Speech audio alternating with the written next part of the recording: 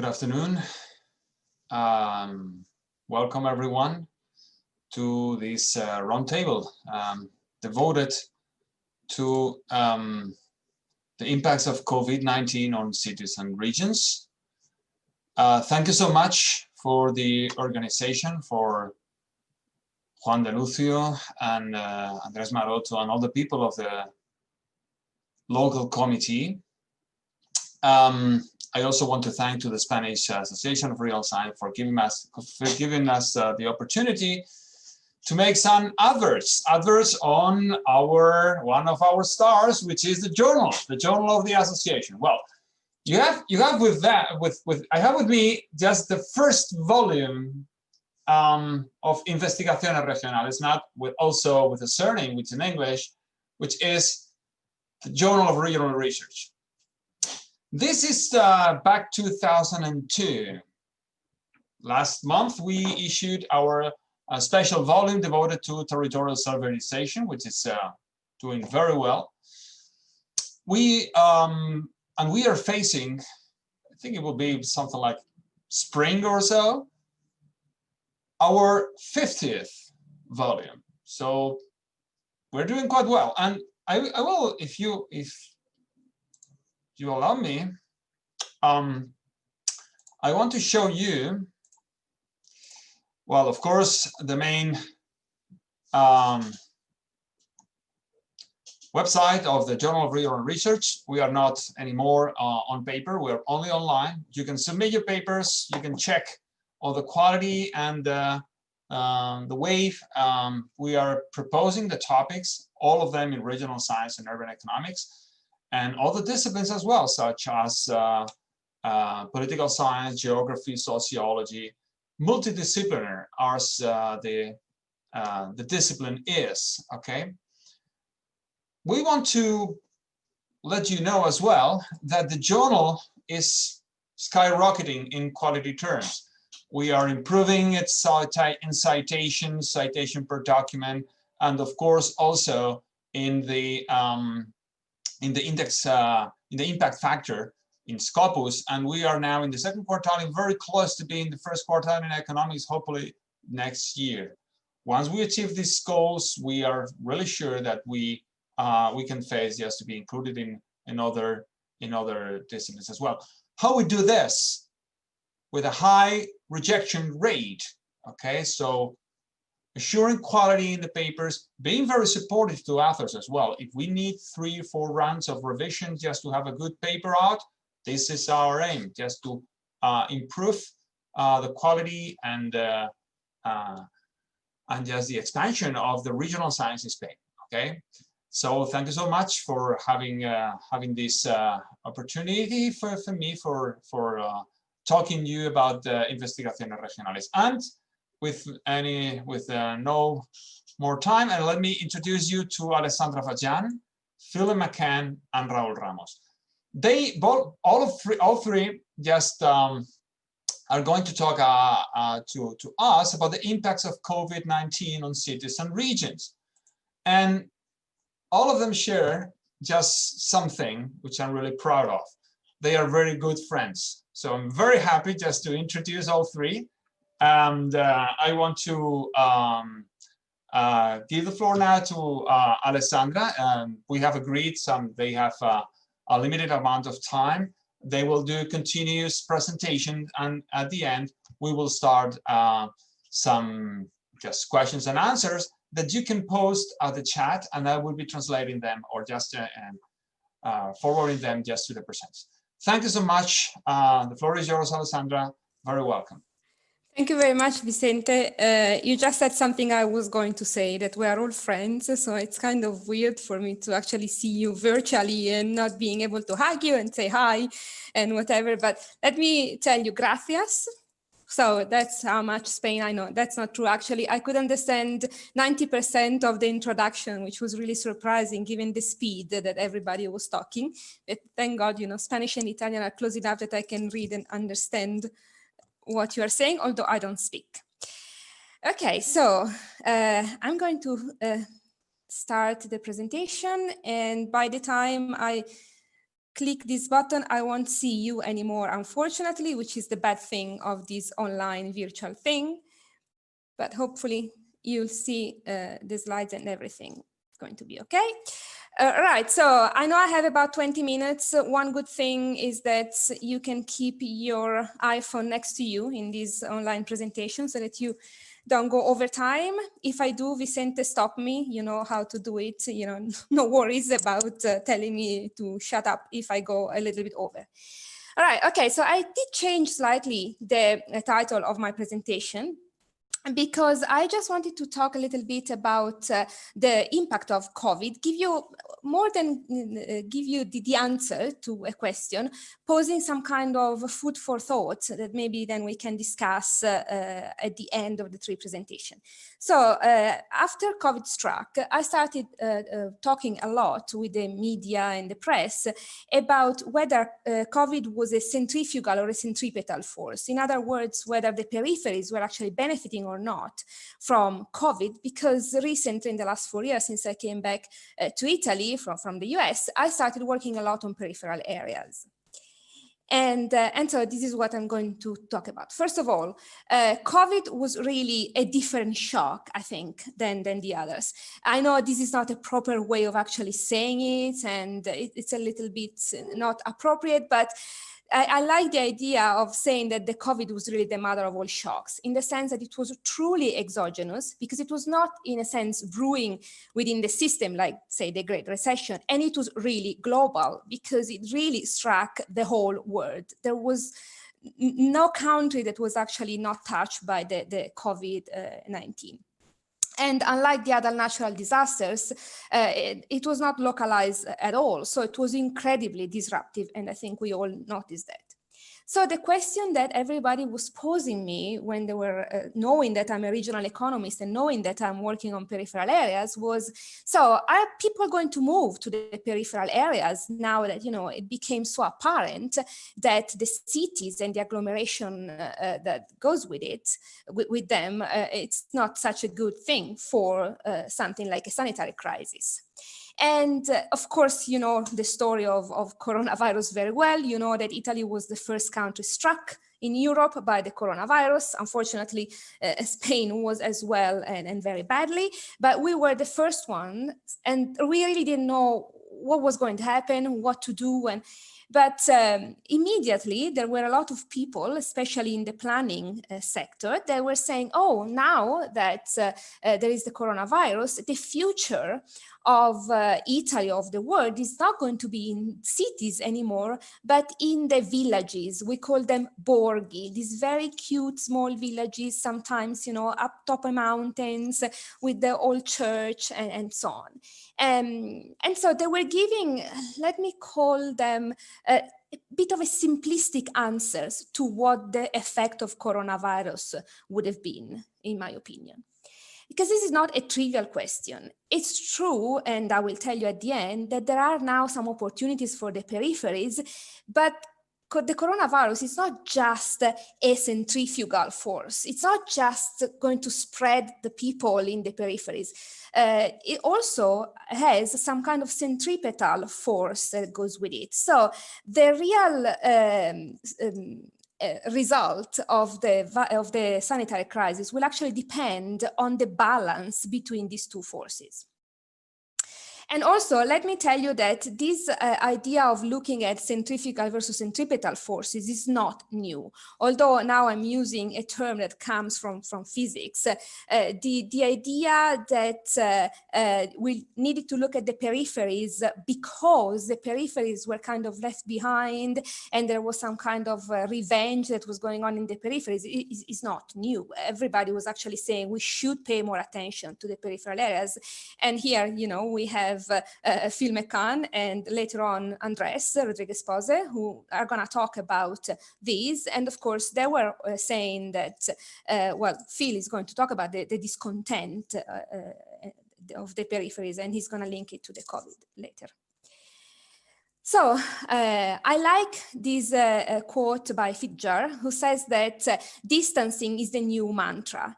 And there was also an editorial in Regional Studies recently by David Bailey and all the other editors of the journal that was saying that so far, we have always talked about repeated face-to-face contact as a superior mean to share new and hard to codify ideas, that, the agglomeration economies were important. Well, it's not that COVID has changed these, but COVID has definitely challenged this logic a bit, and we'll see why.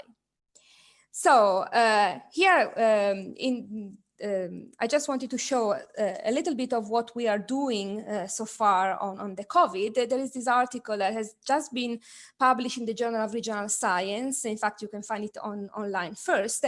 And together with Andrea Scani and Sandro Montesor, we found a positive association between the geography of COVID-19 in Italy and the economic base of Italian provinces. In other words, where in Italy we had more specialization and geographical concentration of industrial sectors, the more the COVID was striking. And this was true in the first wave, which is what we based our paper on, but also we are now doing it for the second wave, and eventually the equilibrium is still the same, that where there are a lot of geographically concentrated activities and specialized and concentrated activity with a lot of face-to-face contact, of course, COVID spreads more and the excess mortality is much higher. In this case, I'm from there, I'm actually from the Lombardy region, the area of Milan, and that is where the epicenter always tends to be.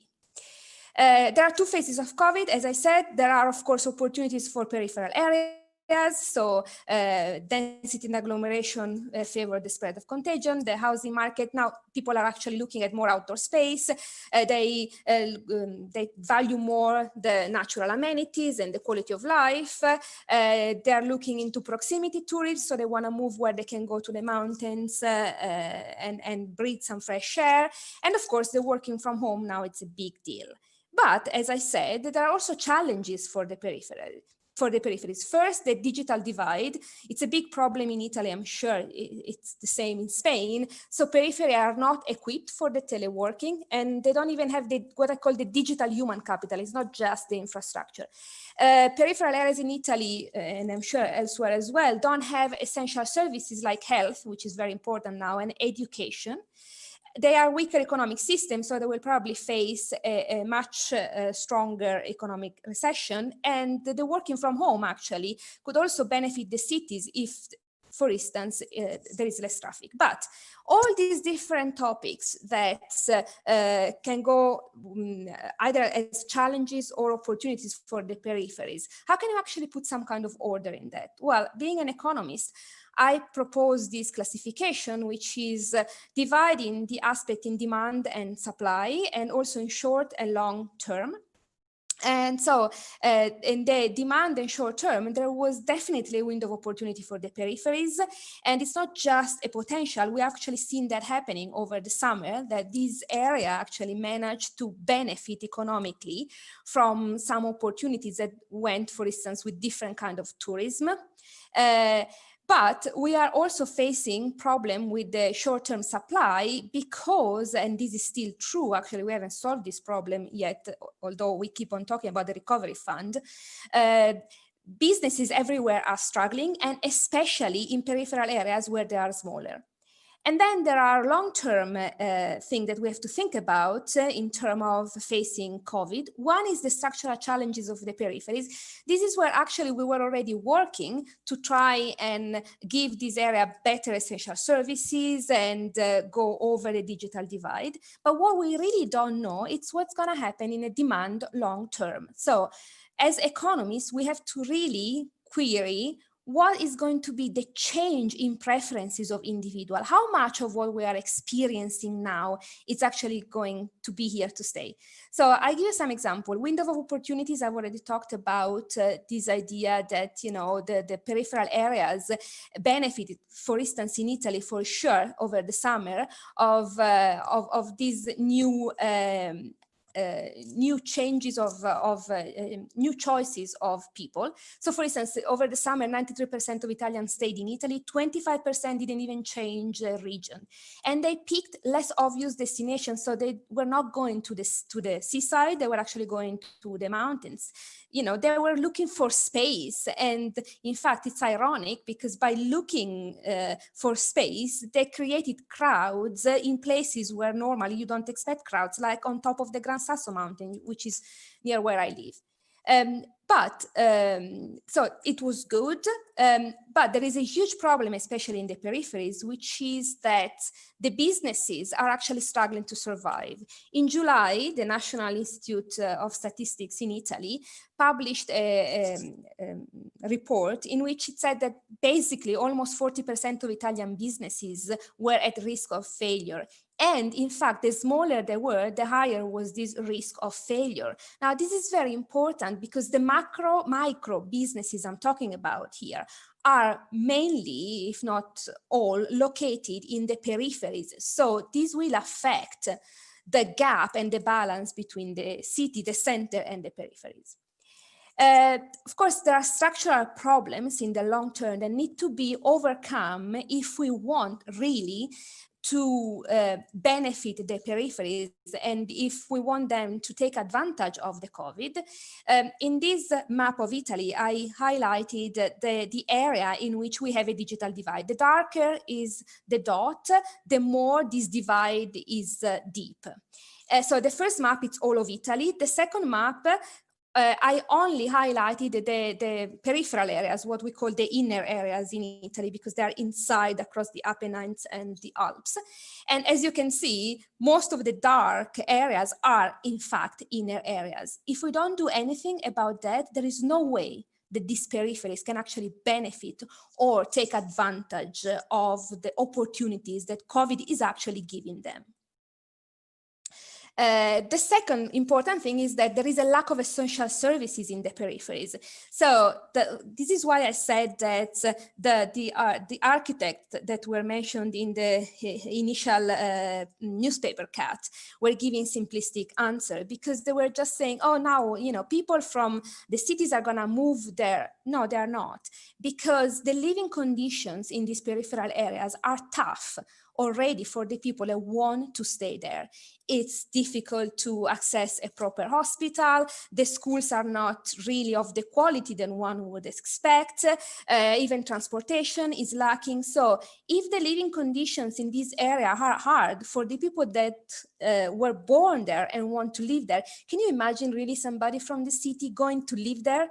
Of course, going to be on holidays there, it's fine. But if we don't solve this problem of lack of essential services in the peripheries, COVID is not really going to have a long-lasting impact.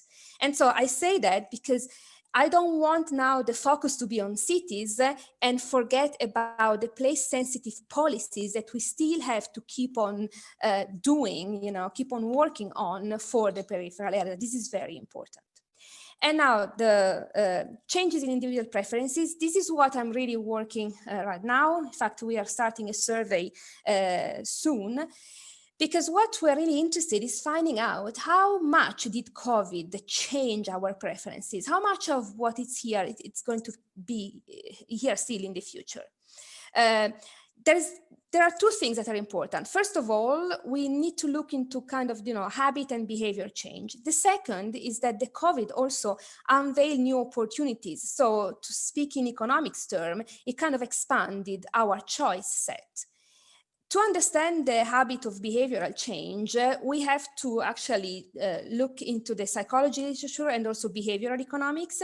I actually thought that the psychologists had an idea of how long it takes to change a habit. If you go online, you find these 21 days and you can change your life kind of view, but this is completely unfunded and it's not based on psychological literature, because if you actually look into that, the research on habit formation is still in its infancy. And in fact, in psychology, they find a range that goes from 18 to 254 days.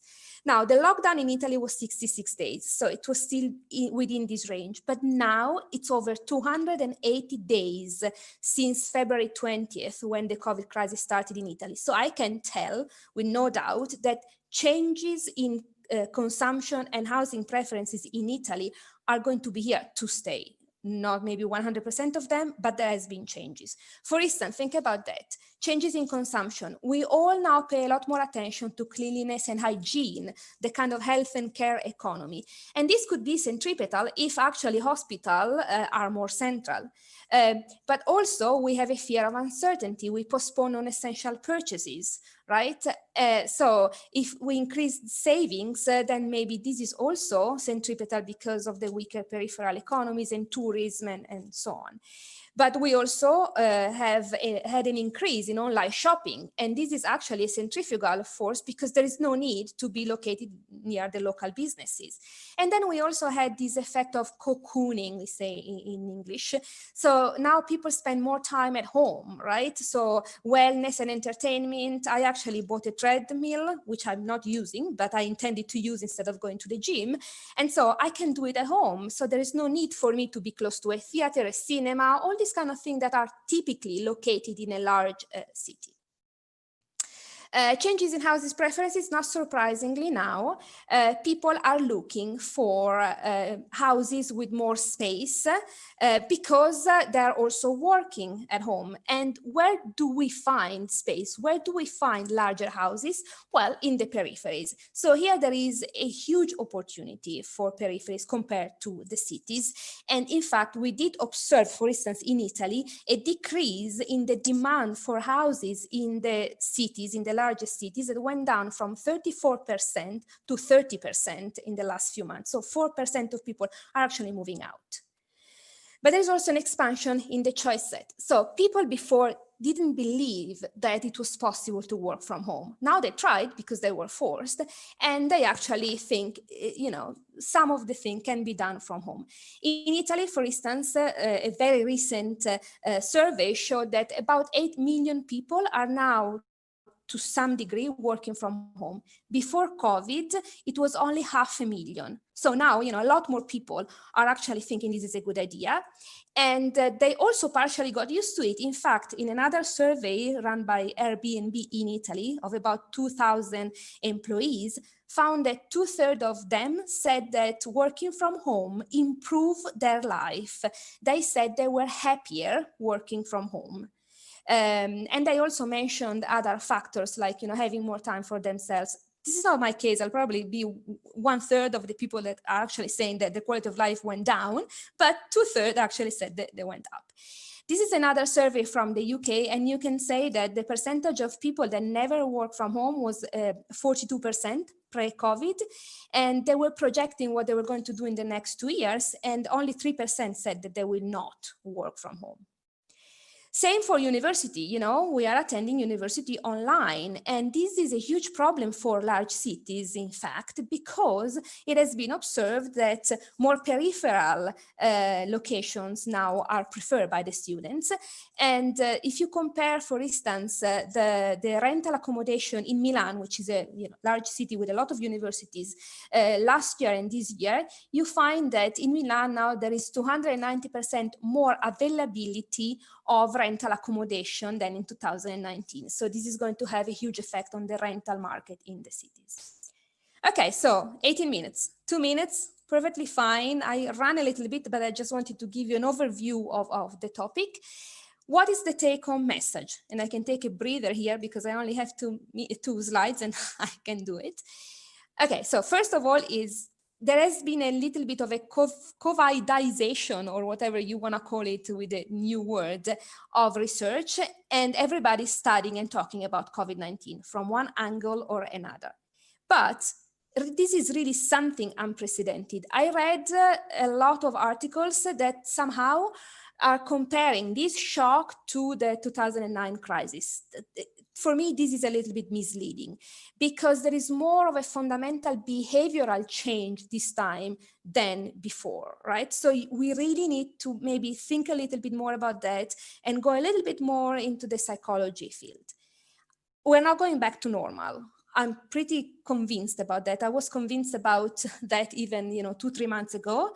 Maybe even a month ago, there were people that were saying, well, we will go back to normal.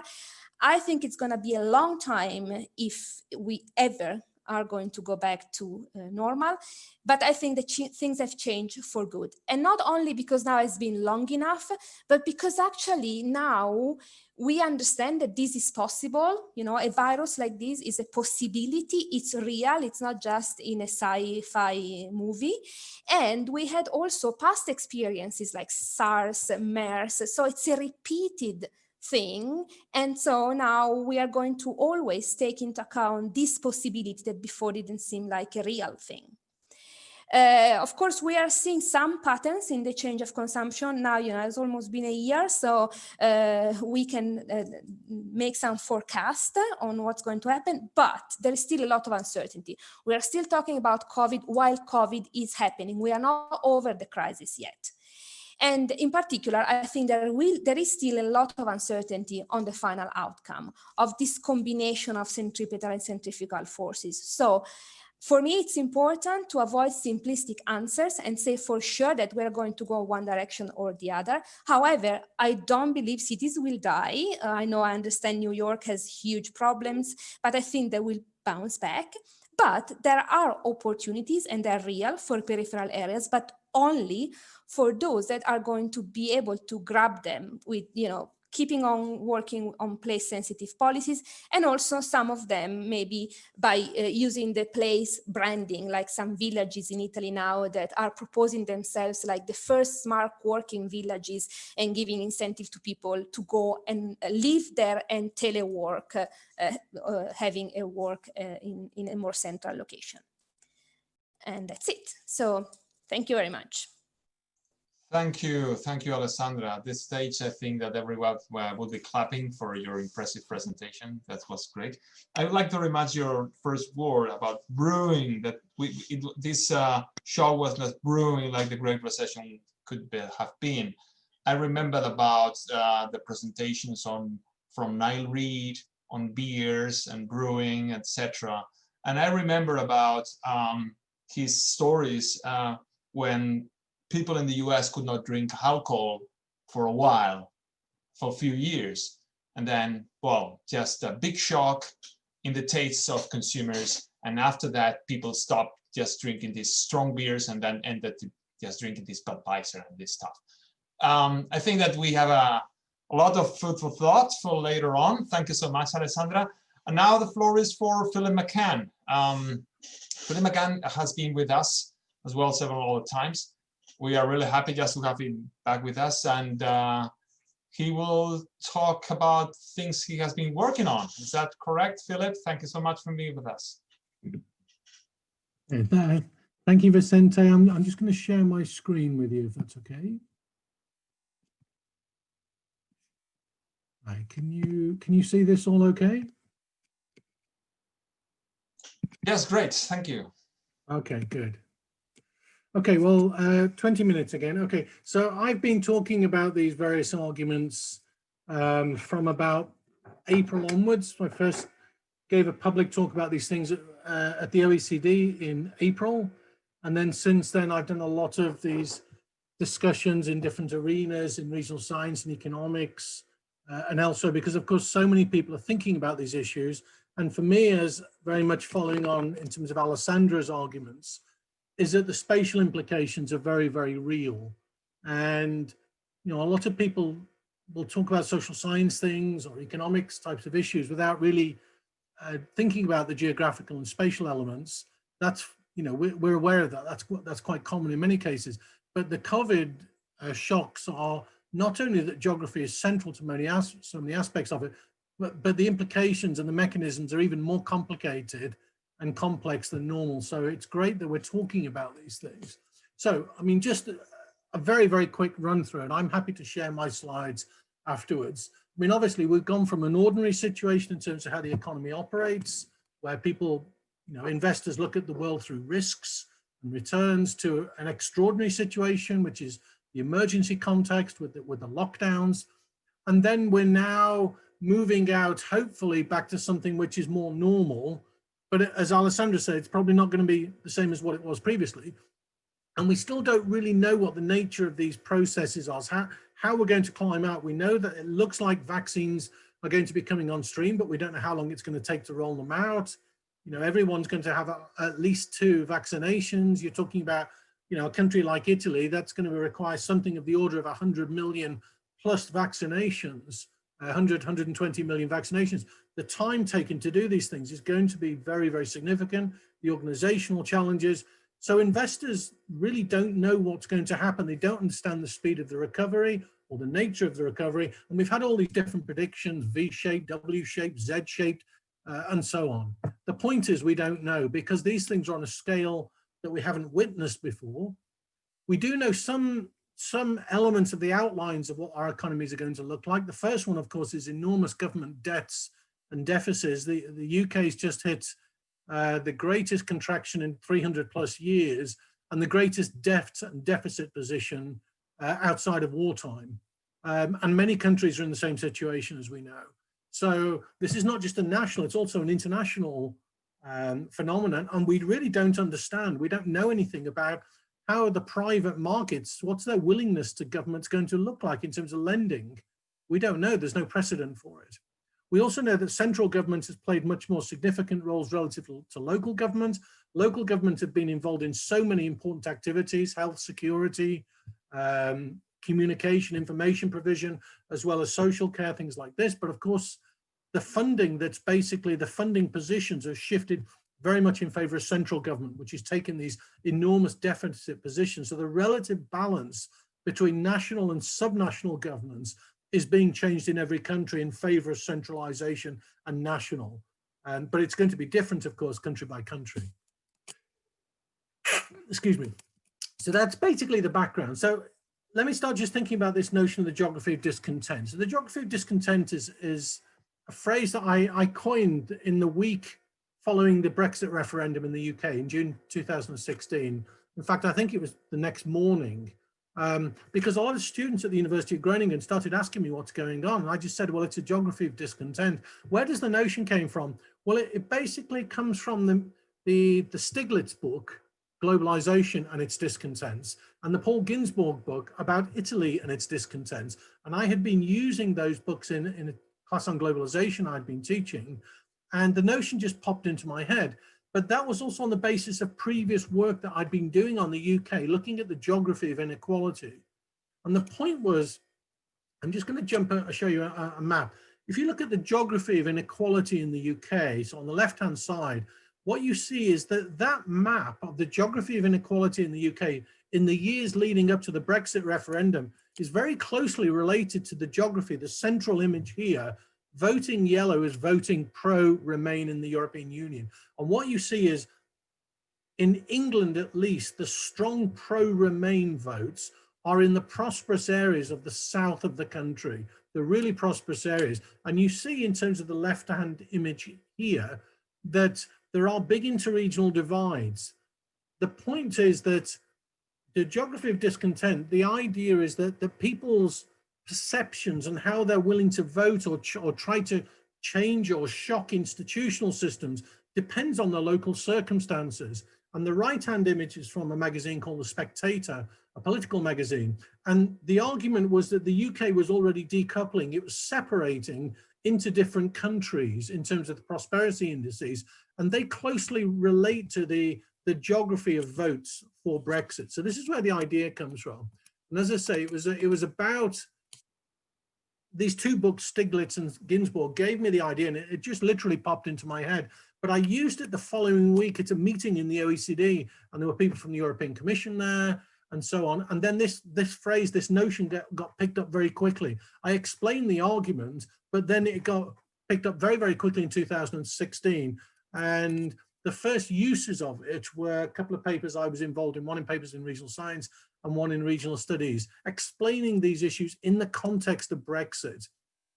Since then, the OECD, the European Commission, and the Brookings Metropolitan Programme also use this phrase.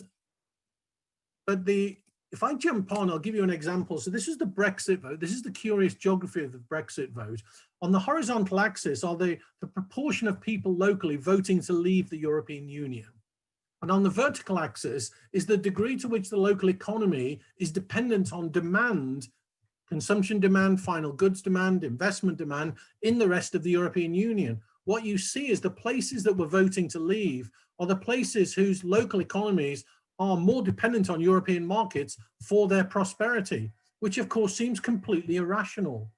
We would say, why would people be doing that? Why would they vote for something which looks like it's completely against their own interests? And we see this in terms of GDP per capita. We also see this in terms of local income, labor income. So it seems completely irrational that people are voting against their interests.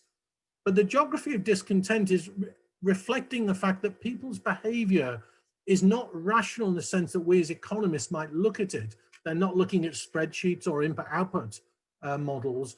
They're voting according to how they feel on the basis of their day-to-day experience of the places in which they live in. The geography of discontent is explicitly a notion of place, and people's perceptions of the world condition on the experience of their place. And we see the same type of things if you look at the British level. People are voting for Brexit, but the shock effects of Brexit are far greater in the UK than anywhere else. And we see this in terms of GDP per capita, we see it in terms of local labor income, and there's lots of local measures of this. We also have a problem here of perception. The geography of discontent is also about perceptions, but perceptions can also be fundamentally misaligned.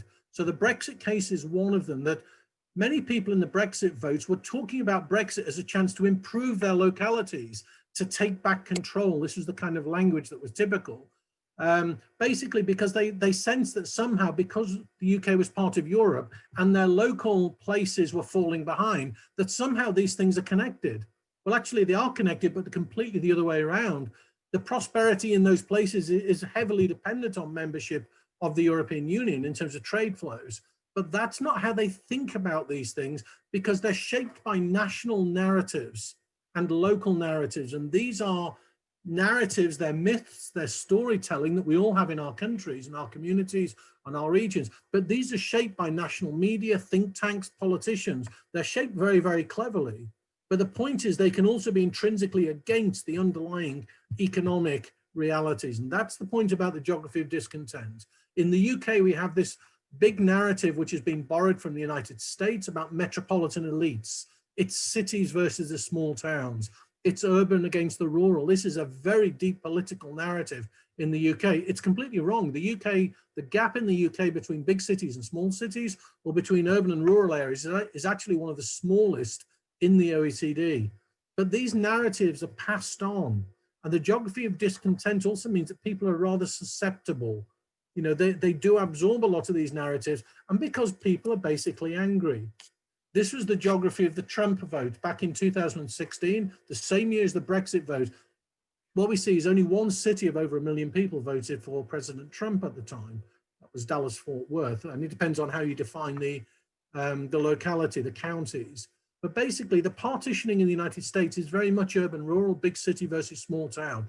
And you saw this reflected heavily in the votes that year in terms of the presidential election. We see the same thing in the UK, but it's not an urban-rural story. It's a core periphery interregional story. This was the Austrian vote in terms of the 2016 Van der Bellen and Hofer referendum. There are inequalities, spatially in Austria, by UK or US standards, they're tiny, or by Italian standards, they're tiny, but they are urban versus rural, there's no question. And you see the votes, the partitioning between different preferences is explicitly spatial. This was even the Renzi referendum. These were all in 2016. We know that the Renzi referendum on constitutional reform in Italy was lost, but actually you still see this north-south divide, which is very sharp in terms of voting preferences, and you see it also by cities. You see patterns similar to the cases in other countries, but basically the partitioning in terms of prosperity and productivity is very closely related to the partitioning also in terms of votes. Now, how can we understand this? Well, the best description is really Paul Collier, the famous development economist, who basically just talks about the notion of a mutiny. The whole notion of a mutiny is that it generally has no plan. When people used to mutineer on ships, there's the famous Bounty case in the British military going back to the 18th century. The notion of the mutiny in this case, in terms of Pitcairn Island, there was no plan as to what was going to happen. People just reacting against the status quo. And a lot of the reactions we know are related to middle-class people, middle income, middle class, middle management people whose status in their lives and their job roles, their societies, has basically fallen behind because of the shocks of modern globalization. And those particular groups seem to be kind of central here. So, you know, we do see differences geographically, but the idea of triumph of the city, for example, it's correct in the United States and broadly in Australia or Canada, but that's not a story of the UK, for example. It's not particularly a story of Italy either. You know, these things are different from different countries, but political sensibilities and responses are heavily shaped by these geographies. Now, of course, we've got the big shock of all, the coronavirus shock. And the scale of these really we know is phenomenal. There will be no winners out of the coronavirus shock, except some of the 5 big tech players. We know the effects of Amazon, Facebook, Google, these kind of companies, Microsoft, Zoom, these kind of companies are obviously benefiting in many dimensions. Also, many of the biosciences and pharmaceuticals industries, particularly those related to the vaccination agenda. And then certain areas of the private equity industry and some hedge funds, they're also benefiting because of the shocks to the system that they can then basically leverage off. But most people are going to lose, we know that. And what will be the characteristics of that? One of them will be a greater shift towards concentration of monopoly positions in all industries. That's because the scale of redundancies. Secondly, in the transition from the extraordinary to the ordinary, we're trying to get back out to something which is a bit more normal. We don't understand what that process is going to look like. And as state support is being withdrawn in many countries, the number of insolvencies and bankruptcies and unemployment figures, they are going to go up and up and up. And this is going to take several years. We're going to see this process. We know that final demand is recovering slowly, but we still don't know the patterns, the real long term. And why is because we've been shocked by a reality of radical uncertainty, as Frank Knight wrote about 100 years ago. It's not just risk in any neoclassical or Keynesian sense, but it really is about radical uncertainty where it's very, very difficult to price assets of any form. What does that mean? What we know is whenever we go into an environment of radical uncertainty, we saw it in the global financial crisis, is the yield spreads between the high and the lower risk assets widens. We see that between asset groups, but also within all asset classes, and it is already happening. And this leads to a massive capital reallocation shocks. And these shocks will affect all forms of credit, all aspects of the money markets. My guess is this will also happen to the regions. It's happened in the global financial crisis. My guess is it will happen again. It will actually widen those spreads even further. So it means the capital yields across regions will get higher, which drives against convergence and pushes towards divergence because the pricing of capital, the liquidity of capital, the collateral positions of capital will get worse in weaker regions and relatively more favorable in more prosperous and larger regions. That's what happened in 2008. And my guess is the same thing will happen. Moreover, the telecommuting face-to-face substitution argument that we've seen, in general, more prosperous places are more able to take advantage of those technologies, at least for a period, to get through the crisis. They are traditionally, people think of these as substitutes, but actually they're normally face-to-face complements. We know that from the Gasper and Glaser work, for example. But at the moment, they are being used very much as substitutes. But this also allows the shocks to be relatively more limited in the places which are more prosperous. Indeed, there is greater partitioning between income groups. Higher income groups, higher skills classes are able to get through the pandemic to a much greater degree than lower income groups and lower skills classes, also because they're able to use the technologies, the kind of jobs they have allow them to do that. We know that there are spatial and structural shocks related to things like retail, hospitality, travel, tourism, international demand has collapsed and so on. But once we start climbing out of the crisis, once we get the vaccinations rolled out, actually my guess is they will not be the central features anymore. The central features will be related to the kind of capital shocks I've mentioned, which will widen the yield spreads and the risk return profiles between regions, which will move against convergence, will accelerate divergence even further. And the two areas at the regional level which will be most kind of structurally shocked by these areas will be the SME community, small and particularly innovative SMEs, which are so critical for getting regional economies back up on their feet. They will go to the back of the credit markets because they're being pushed out by big firms, which previously were investment grade and now they're junk bond status companies, including many of the automobile industry. So SMEs will be cut back because they're pushed out by larger firms who's had their credit ratings downgraded. And at the same time, the general withdrawal of credit because of the uncertainty.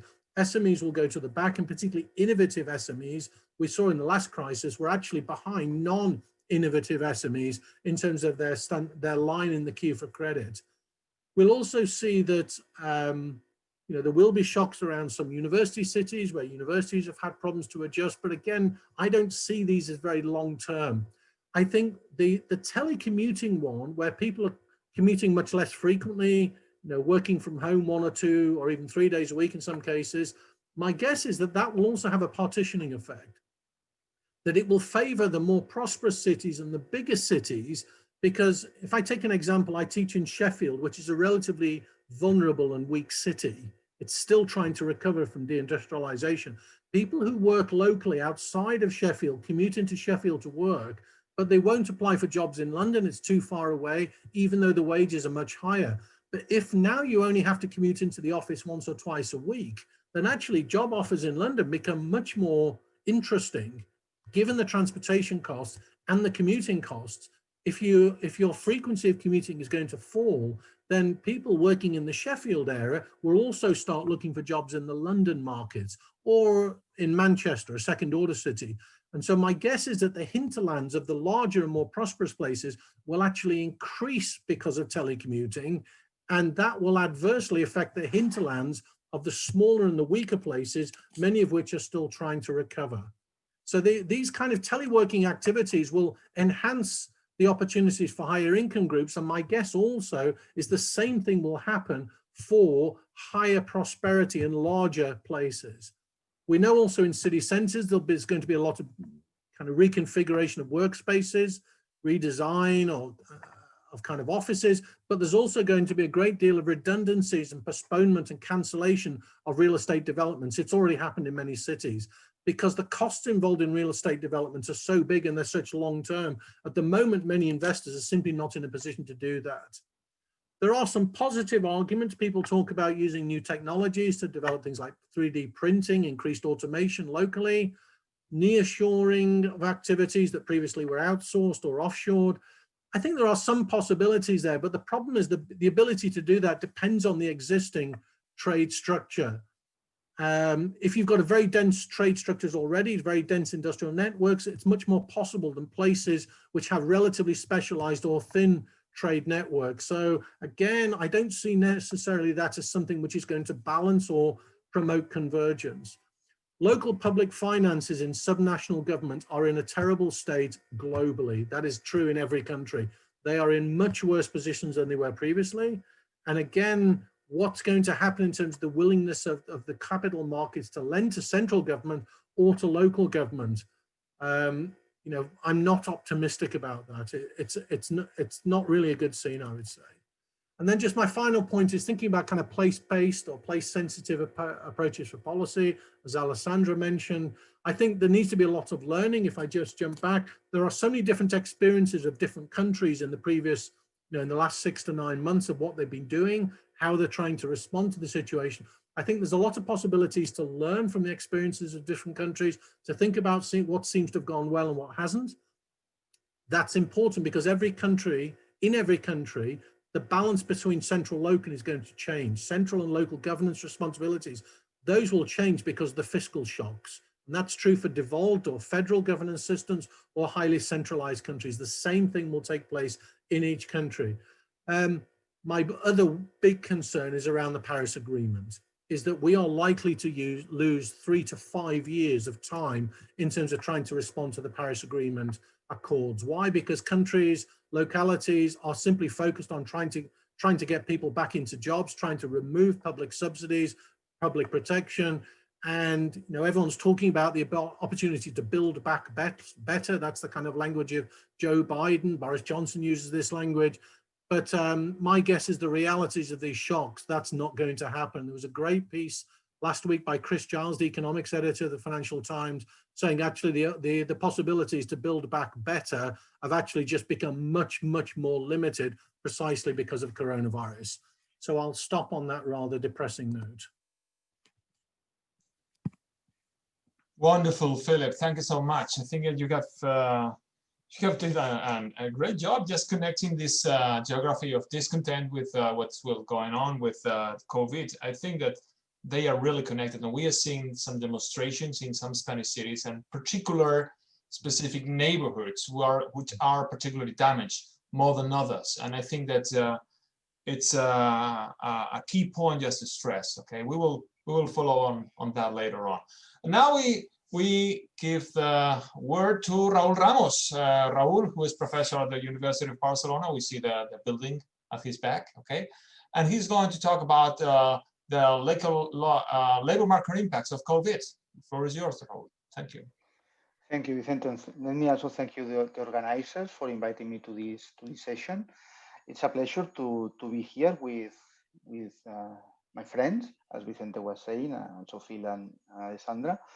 I have been listening to the presentations with interest because I think they have been quite inspiring, and unfortunately, I think that I'm going to repeat some of the points that they already mentioned, but I hope that the perspective will be different enough so that the audience will keep engaged with my presentation. So I share my screen.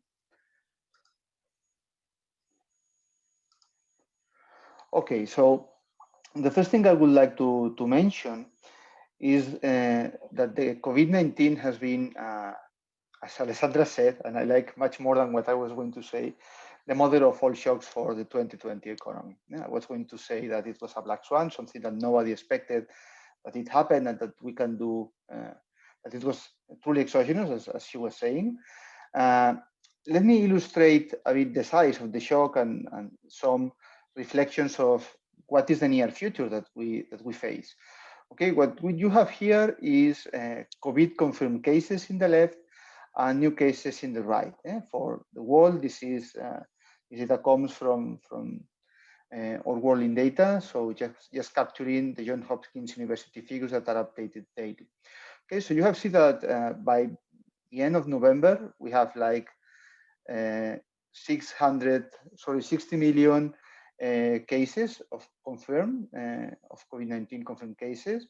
We also have, you can see that now at this moment we have like 600,000 new cases per day. Okay, and you have seen that these are smooth lines, but in any case you can see that total cases are growing exponentially. Okay, so even that in Europe and in our countries, regions, we are talking about the first wave, the second wave, and perhaps a third wave in some cases. You can see that globally, we are still on the first wave. And I think that this is something that we need to remember when we also think in terms of the labor market impacts, because as Phil was saying in the last part of his presentation, the level of integration of the world economy is very high. And disruptions in supply chains, in global value chains in some countries can even make us to impact some of, particularly manufacturing, some manufacturing plants and firms in several countries and regions. So labor market impacts are so not only affected, but what is happening in your region, in your surrounding areas, but also what is happening at the world level. And it's very important also to take into account that although this is something that we usually miss, the number of total deaths is now arriving to 1.5 million. This perhaps cannot be a figure that when we compare to previous world pandemics, such as the Spanish flu, 1919, that was about 50 million deaths at the end. Okay, this doesn't seem too much, but I think that this is something important to remember because this is affecting a lot of families, a lot of people, and probably to some of us that are here about the audience. So this is something that we need to remember. Okay, that the impacts of the pandemics are real, as also Alessandra was saying, and are not finishing in the near term, even if we find a vaccine in the next months. Okay, so let me move to labor market impact. So two arguments that have been put into the table by several authors, because as Alessandra was also saying, there is this co-validation of research and several papers have appeared during this year from different perspectives, is that the impacts on the labor market these times are very different to previous global shocks and to previous global pandemics. Okay, the first reason in order to argue this is that up to now, and in global terms, COVID has not substantially affected prime age workers' health. Okay, so the idea is that a bit different to what happened in pandemics in the Middle Ages, or even, as I was saying, with the Spanish flu at the beginning of the 20th century, this Malthusian view of pandemics was prevalent in this case. So the idea is that the pandemics affected the labor supply with a negative shock that was huge, that was very important. This affected temporarily labor demand and aggregate demand, but at some point real wages increased, and this created new incentives in demographic terms. And at some point, pandemics was a way in order to adjust the production with demographics. Nowadays, this is not happening anymore. And the main idea is that the reduction in the workforce is so temporary and not permanent. And what is really affecting the labor market, so the most relevant channel, is not this direct impact. It's not the health crisis on itself, but it's something related to the confinement measures that we have seen. Alessandra also was mentioning this trade-off between health and lockdown. So this is something that is within the arguments that people are just saying these days. However, it's also important to take into account, and this was also present in the two previous presentations, that technology adoption and use can make also a difference compared to what happened in the past. Okay, so let's have a look at some data. We'll start with some country data. I'm going just to show you a couple of examples, or in fact, just what you are seeing here. It's something that probably you have already heard about during the last months. This is the stringency index. The stringency index is computed by the Blavatsky School of Government at the Oxford University. It captures 18 dimensions of the level of strictness of lockdowns and confinement. So measures that are taken in order to fight against the virus, and that captures several dimensions in terms of how it affects. You can see here that this is just data, daily data from January up to July, okay, just showing what has been the evolution of this index that goes from 0 to 100. 0 means no restrictions is in place, 100 means full lockdown with additional restrictions, okay? So you can see that these three countries moved quickly at the beginning of March from values close to 0 or to 10 to values close to 80, and then went down from May to July to values across 50. Okay, so we can say that more or less the three countries follow, on aggregate terms, similar levels of restrictions, economic restrictions, so the same level of affection on the labor market. Okay. However, if we look at what happened with the number of worked hours during the second semester of 2020 compared to the second semester of 2019, we can see that the impact has been very different. We can see that the drop in worked hours in the Netherlands was around 7%, in Belgium around 18%, and in Spain higher than 25%. Okay, so three countries with the same level of lockdowns and stringency measures have observed very different impacts in terms of worked hours. Okay? You can imagine that if we look at regional data, these differences amplify. So one thing that is important to take into account is that even if the policy was more or less the same, okay, the health crisis was also important. Okay, so this negative relationship that we can observe when we put here more countries. Okay, so the idea is that, of course, the confinement, the strictness of the confinement has had a negative effect on the labor market measured by worked hours, that is much higher in those countries with more severe and more strict lockdowns, okay, has a lot of variability. As I was saying, this can be explained also by the size of the shock. Okay? If we look at what happened in Spain, Belgium, and the Netherlands, we can see that the number of cases per million during this, let's say, local first wave of the pandemic was also very different.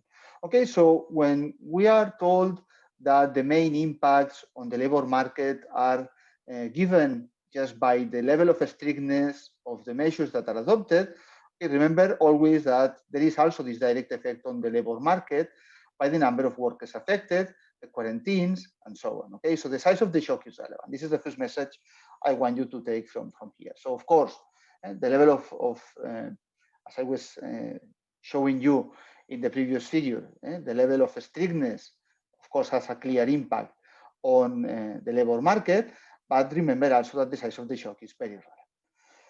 The second thing that has also appeared in Alessandra and Phil's presentation is that the sectoral impact of the crisis has also been unequal. Okay, here I just mentioned a work by the European Commission. We're looking at data from labor force surveys, historical data, so mainly 2018. What they did is to classify activities, so mainly sectors and occupations in terms of these 5 categories: essential and fully active sectors, active but able to work through telework, mostly essential, partly active but not teleworkable. And then the 2 categories are non-essential but not teleworkable and closed. Okay, and what they did is that they tried to measure what was the overall impact at the country level just by measuring the potential number of workers affected. So in this case, the sectoral structure is understood, okay, as a measure of exposure to the shock, understanding the shock both in health terms and also by the impact of the measures adopted. Okay, if we go to the part of the report where they show this data, you can see that in Spain, 56% of employment is located or was located in 2019 in sectors that were considered not essential. Okay, so that activity was totally prohibited or partially, or was partly active. Okay, so you can see that 60% of employment is much higher than in Belgium and in Netherlands, when this share was about 45%. You can also see that there are very big variations between countries in the level in this economic base that also Alessandra was mentioning before, in terms of, in her case, according to the determinants of the COVID crisis, but here also as a potential measure of the impact on the labor market. Okay, so we have now two ideas. The first one is that the size of the shock and the measures adopted are relevant, that of course your level of specialization also matters, but it's also important to understand that a big difference compared to other economic aspects of the crisis or even sanitary aspects of the crisis is that although the availability of statistical information has substantially increased during the pandemics, in the case of labor markets, okay, this is not so true. And specifically, when we look at data at the regional and urban dimension. Okay, we know that labor market information mainly comes from labor force surveys that are carried out quarterly in a homogeneous and comparable way. So this is very good. In a few months, we are going to have a full picture of how the situation in the labor market has evolved by looking at this data. Okay, but we don't have enough detail. We don't have enough regional detail, and we don't have also information about some questions that are now relevant nowadays. So probably the statistical agencies are trying to include new questions, are trying to modify probably the information that will be included in these ad hoc modules of the labor force survey, and are also in some cases giving disclosure to some information coming from registers. But I will say that the speed in this case has been much lower than in other cases. So this is the reason that several teams in Europe are trying to prepare some surveys in order to capture these new dynamics. No? Alessandra mentioned that she's preparing one, and this has been the case for several research teams, but also European institutions. So let me just here advertise somehow, and I have no personal interest on it, but I think that it's a good resource. Okay, this website that you have here, that is the World Pandemic Research Network. Okay, if you're interested in launching a project related to COVID, or you just want to know what is going on, I suggest that you enter there and that you see what is going on in terms of organizing new surveys, and perhaps you can join the force with some of these things. Okay, in my case, what I want to show you is some data coming from an ad hoc survey carried out by Eurofound during April and July into subsequent rounds. Okay, this data is available at this website if you just fill in the application form. It's a survey that is covering all the countries in the European Union 27. And as you can see, the number of observations that have been compiled is significant. We have now, just if we want to merge the two rounds, is around 85,000 answers. Of course, there are some problems in the design of the questionnaire, because the idea of Profound was to provide a quick data set that can capture what was happening on real time in the labor markets and in this part of our life. And so it's not clear that the survey will be representative at the regional level, but in any case, we have detail of around 86, that's one regions for these countries. There are some problems with French regions and with Polish regions because there is not a full equivalence. Okay, but in any case, I think that this is a very rich data set that perhaps you would like to explore.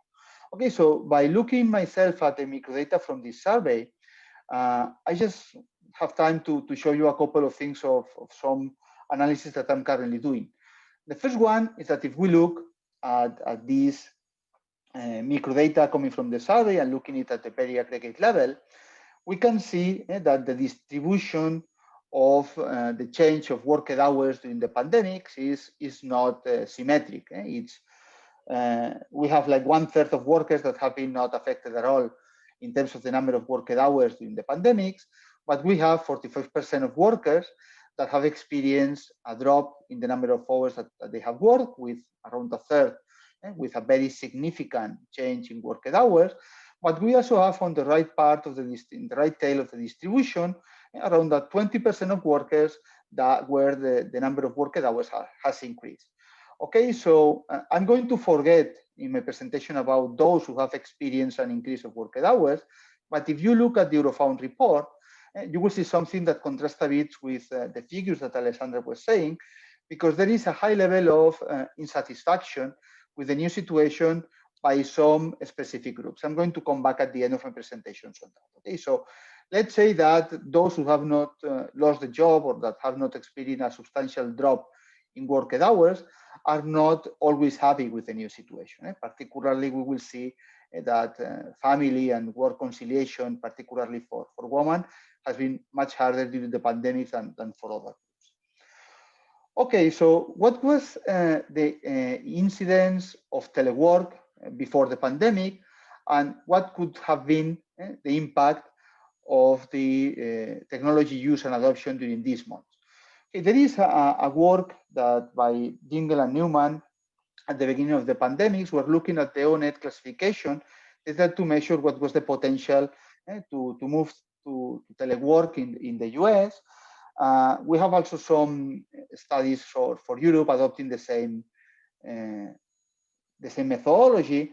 And for instance, in Spain, the Bank of Spain just quantified that the potential of the potential number of jobs that could move to full telework was around 30%. Okay, and that the previous level was around 8%.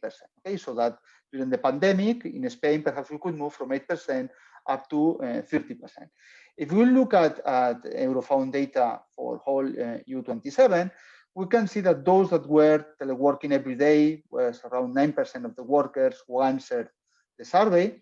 As far as this was an online survey by Snowball, this could be somehow biased upwards, but it fits quite well with other studies that have measured it by applying, as I told you, this methodology by Dingle and Newman. The potential to grow, it seems quite clear, that could include those that were working already several times a week, several times a month, or perhaps even some of those that were working less often, and of course a share of those who have never worked.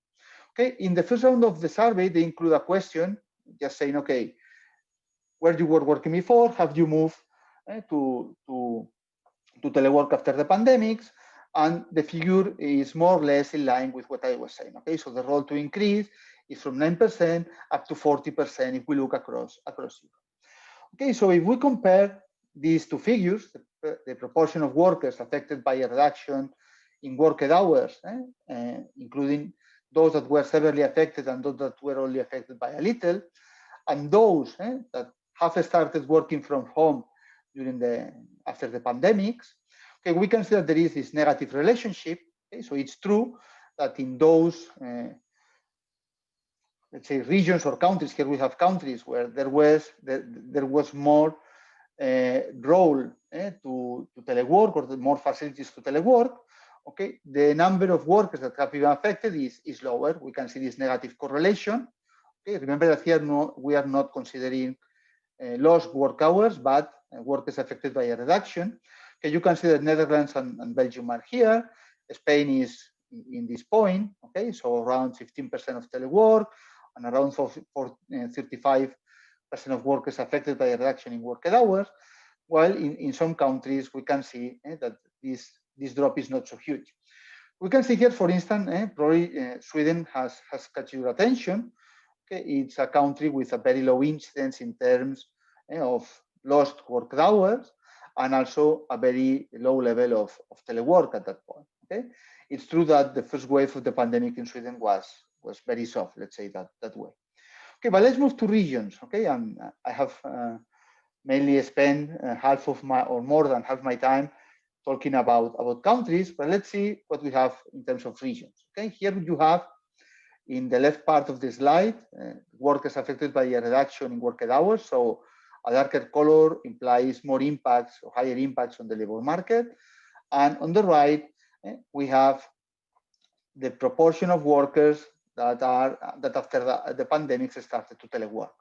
Okay, so you can see that here a darker color is sometimes associated with a light color in this map. Okay, this is the case of some regions. It's the opposite situation, for instance, the south of Italy or the east coast of Spain. So there is a correlation between both characteristics as we have seen before. Okay, the number of workers affected by a reduction in worked hours and those working from home has this negative correlation. Here I just filter those regions with less. I drop out those regions with less than 200 valid answers in order to give some reliability to the figures that we have here. But even if we work with the whole sample, we will find this negative correlation. Okay, so trying to sum up, as far as I'm running out of time, okay, let me just mention that summarizing, and the three messages that I would like to give from my presentation, is that if we treat the COVID crisis several or in the usual way, saying, okay, the impact is going to be depending on the size of the shock and the vulnerability proxied by the exposition to the shock and the capacity to mitigate and adapt to the shock, okay, we will see that the four factors are relevant. Okay, so we cannot say that any of them is more important than the other. Both factors interact between them. Of course, those countries with higher health crisis have invested more in improving technological readiness of their telecommunications networks, or the capacity to adopt telework in terms of work regulation. Okay, and at the same time, sectoral structure is something that clearly determines the impact. However, and just also to introduce a new dimension, and as far as we know each other from several times, I knew that both Alessandra and Phil were going to defend place-based policies. Okay, what I say here is that from the perspective of the labor market, it's also important to adopt an individual view. Okay, because what we are suffering nowadays, and what will probably come in the future, is that of course places matter, but inequalities within individuals or between individuals, sorry, are going to be also very significant. So before I mentioned the issue of gender, but also age is a very important determinant. Okay, not only because older workers are at a higher risk of the COVID, and in some of essential sectors, they represent a very important share. Okay, this is, for instance, the case of teachers in several of the European countries. Also in terms of skills, those youth that are trying to enter into the labor market are experiencing a lot of difficulties these days. Usually in these kind of situations, we talk about the discouraged worker effect. I'm not sure if we can say now that this is the effect that is predominating to explain the drop in activity rates. Perhaps it's something different that we will need to analyze, but individual impacts are very relevant. So this is why policies at the labor market must focus on that perspective. It's very important to support firms, it's very important to support workers, and we have been lucky that in some countries that were previously reluctant to adopt short-time work schemes, like in Spain, they have been adopted to a wider extent this time. It's very important that we take into account what is happening to essential workers, and energy inequality is expanding substantially during the crisis. And most countries are now thinking of phasing out subsidies. But from my perspective, perhaps it's too early. And what we need to take into account is also what will happen with workers' allocation. And from that perspective, investing and evaluating activation policies is a key issue. So I stop here, otherwise Vicente will mute me. So thank you very much for your attention. Thank you so much, Raúl, for your presentation. I think that just the impact in those working in the academy, which I guess is a large number in the audience, has had well, the impact of COVID has had a large impact in our worked hours, and most importantly, also in the tasks we develop. I think this is something, it is very, very interesting as well. So maybe we are working more, we are working less, but it's very sure that we are not doing the same tasks anymore. We are doing new tasks, for instance, okay? Well, I think it's time for questions and answers. I open the floor to anyone in the audience just to write their own questions at the chat, okay? I will be distributing that between the presenters. But in the meanwhile, I have a question, okay? Well, I have a comment, let's say first. I was thinking about the impact of COVID in terms of something that I'm quite sure you know, which is the time and space dimension of Thor Hagenstrand, okay? In regional, what about in the paper of the 70s, what about people in regional science? So the thing is, okay, the COVID is affecting us in many dimensions. And for sure it's affecting us in a way in which our work, our daily life, maybe we're not going to spend that for sure in our usual works, okay? Or sorry, our usual places of work, of living. But at the same time, it's very likely that, well, instead of being at home at our working place for 11 months and being abroad or being in the countryside for a month, just for holiday, maybe we are facing a new reality where we will stay, I don't know, maybe even weekly, 4 days a week somewhere and 3 days a week somewhere else. And this applies as well for the working dimension. So my question has to say first to Alessandra, if you have collected information on this. So do you know exactly where are Italians, how are Italians changing the location pattern? And the same applies to Raúl in the sense of this survey that he was mentioning from Eurofund and others. And as for Philip, I would pose the question in a way in which, well, you are thinking on discontent and the impact of inequality in terms of the reality of people, but I don't know if everyone is affected in the same way in their, let's say, all the time, or just for instance, in Spain we had a break during the summertime, okay? And then after the summertime, we shut down all the restaurants and bars, which is a very important section of our life in Spain, as you know. So what are your thoughts on that? So, well, I open the floor with Alessandra. We follow the same order we had before. And then just please, you can also replicate to the presentation of the other presenters. And I still waiting for the questions from the audience, please. Okay, so it's good you mention it, because I did mention this survey that I just recently read by Airbnb, and they went and interviewed 2,000 people in Italy that are employees of some sort. And so now there is a new phenomenon in Italy, which is the working holiday. So, and this is also, there are also some peripheral places that are actually taking advantage of that. So now the idea is that because you can work from wherever you want, because basically you are in a lockdown, you rent a place for a longer time, a month, 2 months or whatever, and you go there and work from there. And about 1 in 4 people were actually planning to do that, especially in the countryside. And almost all the people that were interviewed mentioned the beauty of the location, where the place where they're working is, as one of the as one positive factor for their productivity and for their creativity. So there is this idea, and there are some of these small villages that are picking up on this working holiday concept, and they are offering incentive for people to go and work there. So there is this place in the mountains in Tuscany, very small village. It's called Santa Fiore, if anybody wants to go.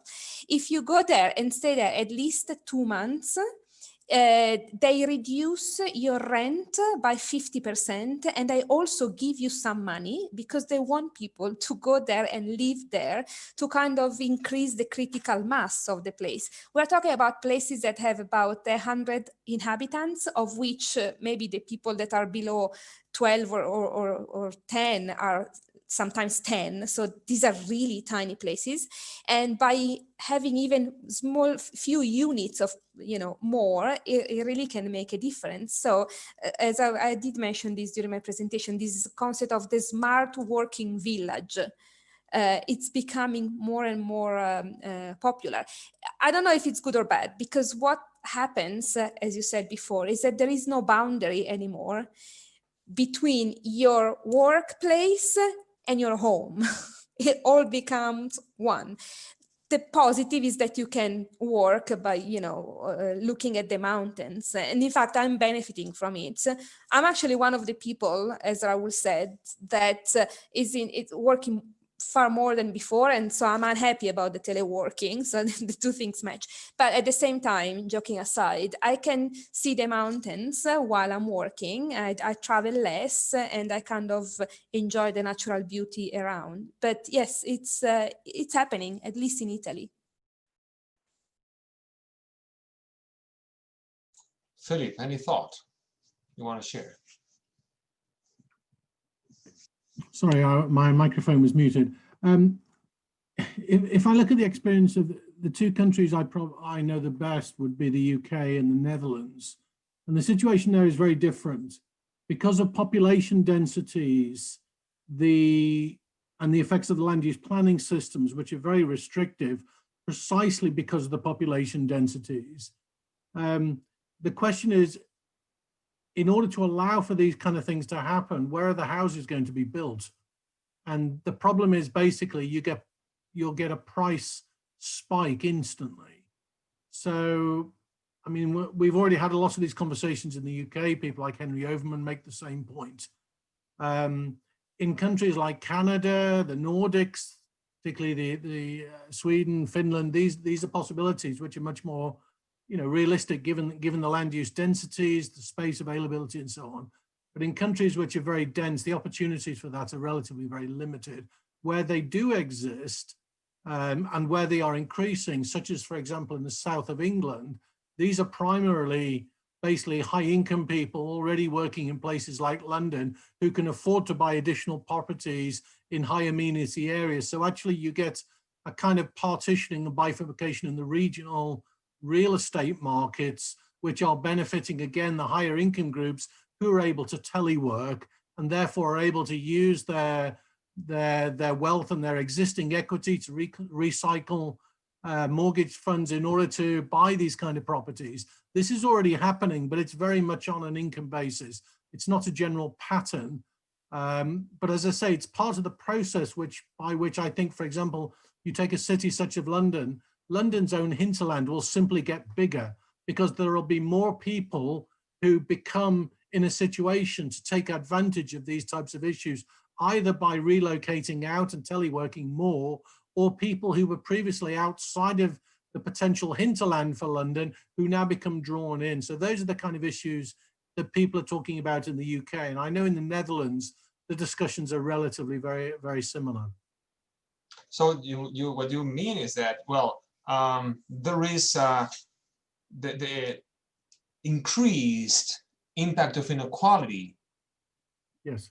Of Exactly. any other recession or any other crisis. Just the COVID is just having a huge impact. So if you're a wealthy person, you have two houses, one in the countryside, one in the city. You can choose whatever, or you can rent a place in Airbnb in a fantastic village somewhere else. This is great. This is the best of the world because you can choose whatever you want in every point of time. But this is not taking place for the majority of people. And what is the impact it can be having, for instance, in what you were studying somewhere else about in the voting? Sure. No, I mean, for me, the capital market effects are the most powerful. They were the most powerful effects in the previous financial crisis. My guess is that will be the case now, once we get through the immediate phase. And so, for example, the ability to buy new properties, to relocate where you're living, or your kind of work-life balance depends on access to capital. The mortgage capital, for example, these things will favor those who already have a lot of asset wealth. In fact, what you see in the south of England, particularly the people who've lost positions due to the shocks, is actually relatively small because huge numbers of people in the south of England are in the kinds of jobs where they can telecommute. It's actually the largest shares in Europe. There's a new OECD document coming out on this in the coming weeks. The differences are phenomenal. Whereas in other parts of the country, the ability for people to telework is much less reduced. It's not because of broadband coverage. It's largely because of the types of occupations that people have. And so those who are already on high incomes that are very much in service-related jobs, knowledge-intensive jobs that can use telecommuting as a partial substitute, at least for a period of 6 months, 12 months, whatever it is, are also in the best positions also to change their work roles and to commute less frequently, and therefore use their access to credit to buy facilities, properties of whatever form in these nice amenity environments and change their lifestyles. Whereas, for example, people who are working in cities and in manufacturing industries, these possibilities don't really exist unless you're very high up in the kind of pecking order. So my fear is that coronavirus, the long run implications will be to accelerate trends that we've been seeing since the global financial crisis. And I would encourage people to read Chris Giles' comment last week in the Financial Times. This was exactly the point he's making. Larry Summers also, when was asked, recently, is this a chance to change trajectories, to reset as people are talking about it? And he said, my fear is it will simply exacerbate what's already in motion. And so that's the difficult challenge. It also means that if we do want to reset things, much more place-based, much more focused on qualitative changes in people's lives and working, it means the scale of the challenge is just increased. So we have to think about it in much more carefully on a much bigger scale. That would be my broadly pessimistic, I'm afraid, view as well. Okay, thank you, Philip. What about Raúl? Because it is very connected to what Philip said with your presentation. What are your thoughts? Yeah, Vicente, you're absolutely right. The point that Philip has now developed is how I wanted to end my presentation. This is going to be the most important impact for sure in the short run and probably in the long run, as Phil was saying. I mean, inequalities that are associated not only to the kind of occupation that you have, but to the capacity that you have to decide where to live and how to organize your work. It's becoming a key issue also in terms of a dimension that we have not had time to develop, but it's mental health. I mean, we are also having, not only inequalities in terms of wealth, as Phil was saying, but also in terms of exposure to different problems that could easily or more easily be solved in a normal situation. Okay, but now things are becoming much worse for a big share of the population. I think that this is the problem, no? In the same way that we have been discussing the impact of the top 1% or the top 10% in terms of income and wealth distribution, we are going to see that this is also matters in terms of other characteristics. And for sure that in the next years, we're going to see a growing discontent, as Phil was saying.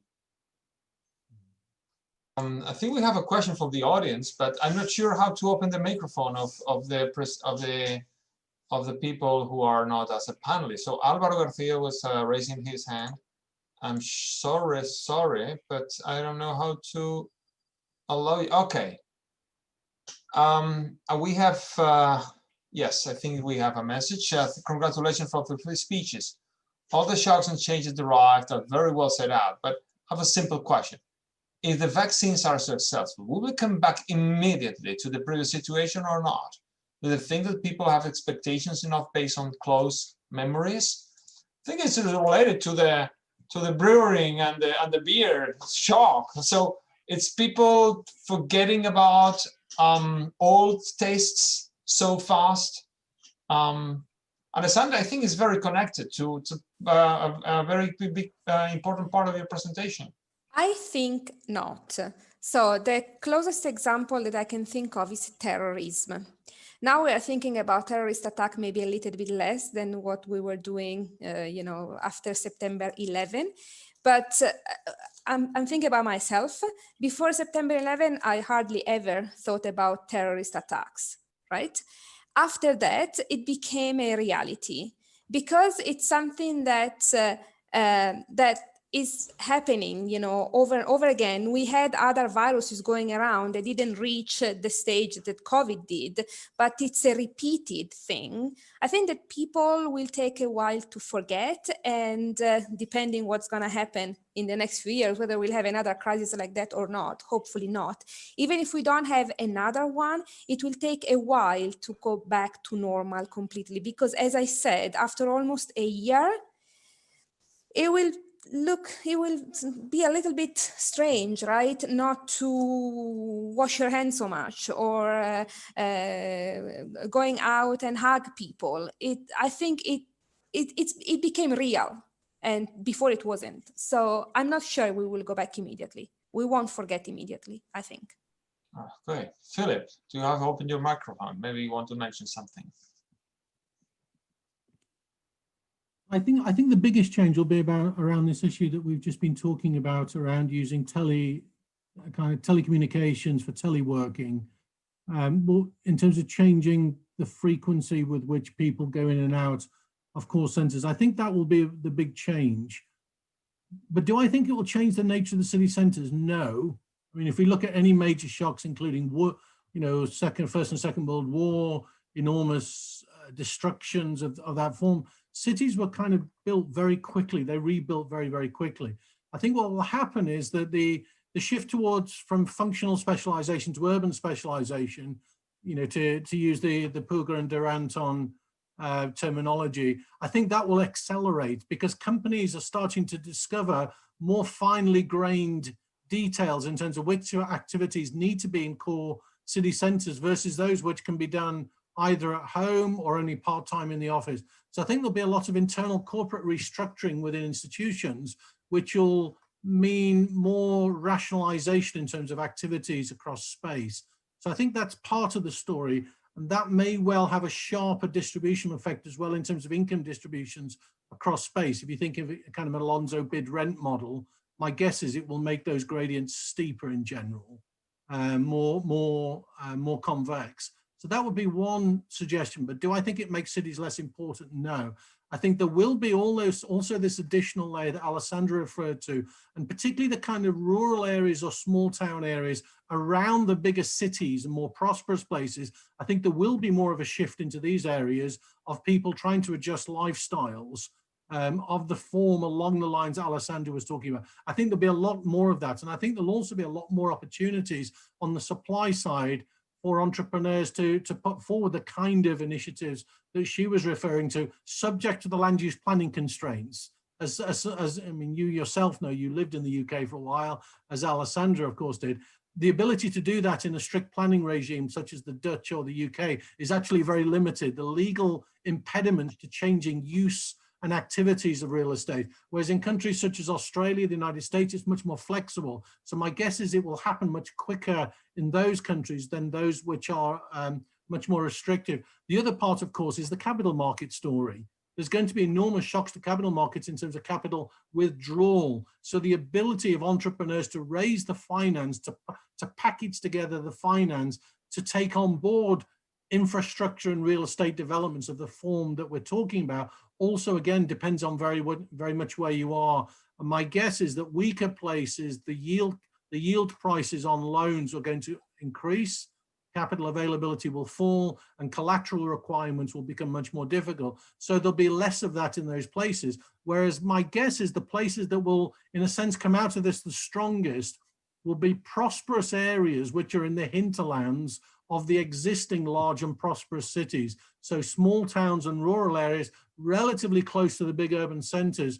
We know already they've been the most prosperous and most rapidly growing regions across Europe for the last decade and a half. My guess is they will become even more in the vanguard of growth, whereas places which are much more remote, places which are smaller and more risky, structurally more specialized, for example, in kind of older industries, it'll be much more difficult in those places. That's kind of what I think will happen. Thank you, Philip. I think that connected with the question from Luis Cesar Herrero, who was the one who was posing the question, is if firms are indeed adapting or not. Okay, so if firms adapt very fast, it's very complicated that we go back because they have adapted the new innovation. What do firms say in these surveys, or Raúl, or they are not surveying firms rather than workers? They are serving workers, but let me add that I agree with Alessandra and feel that there are some things that are never going to be the same. I mean, there are some changes that have been accelerated by the COVID, and the process of automation and digitalization that are taking place in several firms are going to stay forever. This doesn't mean, as we were saying, that this is going to have a huge impact across cities or in the way we organize the economic activities. Okay, but it's going to have an impact. Okay, something that also Alessandra briefly mentioned in her first slide is the parallels with natural disasters. No? I think that if you look at the special issue that Alessandra has recently co-authored in the Review of Regional, co-edited, sorry, in the Review of Regional Research, I think that we can find there some contributions that can help us to understand what is happening, with the main difference that here we are not losing capital. No? I agree with Phil that we are having, of course, uncertainty, and macroeconomic uncertainties always drive lower levels of investment, but we have not lost this opportunity, and this means that we can recover perhaps faster, but in a different way. In the same parallel that Alessandra was doing with terrorism, now when we go to airports, we are very used to the kind of measures that were adopted after 2011, and we don't think about them anymore as special things. And the same will happen probably with some health measures that they are going to take over time. Okay, thank you. We have a last question, a couple of last questions indeed. The first one is from Jesus Gil, who is asking, I think that the question is perfect just for Philip. As we are just a little bit out of time, I will ask, we have a couple of questions and we close. The first one, let's say, is for Philip. Is there any way digitalization will improve the situation related to inequality? I know you are good at it, but will actually increase inequality. But I wonder if there's any positive approach in that sense. This is what he is asking. What are your thoughts on this? Well, I guess it's the balance of these different effects, the ability of people to take advantage of new digital technologies so they can change their work-life balance, they can relocate, they can move to other areas. It's those effects versus the shock effects which are capital related. And my guess is, as I said, in certain income groups and certain places, my guess is those balances will be favorable. I mean, I myself, I'm quite looking forward to the fact that I'm not going to go to meetings in London all the time. If I get asked to go to a meeting in a government department and I go every week, I talk with Alessandra about this, she's always heading to Rome for meetings. This is what I have to do. But for me, it's a £200 return trip nearly. Traveling at peak period on these very fast trains. I'm just not going to do it in future unless it's a very, very high level meeting. If it's a meeting with policymakers in central government ministries, from now on, most of the time, I'm just going to say, great, I'll join the meeting, send me the Zoom link. That's what I'll do. So I will enjoy not having to travel in many cases. but I'm not, in a sense, typical of most workers. Those options are available for certain types of workers. And the difficulty, what's going to happen to everybody else. There is a big push on let's spread broadband. That's going to help everybody. My guess is the broadband type effects will be overshadowed by the capital market effects, which I think are likely to be phenomenal and very long lasting. So, you know, I am rather pessimistic. I apologize for that whenever I speak, but just thinking through the mechanisms, can I see a really kind of positive pro-convergence type shift in the environment, pro-convergence, pro-environment, pro-inclusivity? The only thing I can say is that if the shock focuses people's attention on the need to step up the efforts that we put in to move in these directions, then that will have been a good thing. But the mechanisms, it's hard for me to see, you know, kind of positive outcomes. I find it very difficult, to be honest. The last question is from Paloma Taltabul, and then she's in the same line, and she says, I think that Philip McCann is right. I fully agree that, that after COVID, the effect of GFC could continue and adding to the COVID effect. So the results in the increase on poverty more in cities than in other areas. Have you got evidence that is happening in European cities? Well, actually, we're just about to post a paper on the SRC Rebuilding Macroeconomics website. We have extremely detailed evidence for the United States. And the paper is very detailed. We explain these capital shocks across US clusters and US cities. This is working with Paolo Veneri at the OECD, Michiel Downs in Groningen, Richard Barkham at CBRE, and Dennis Schoenmacher at AEW.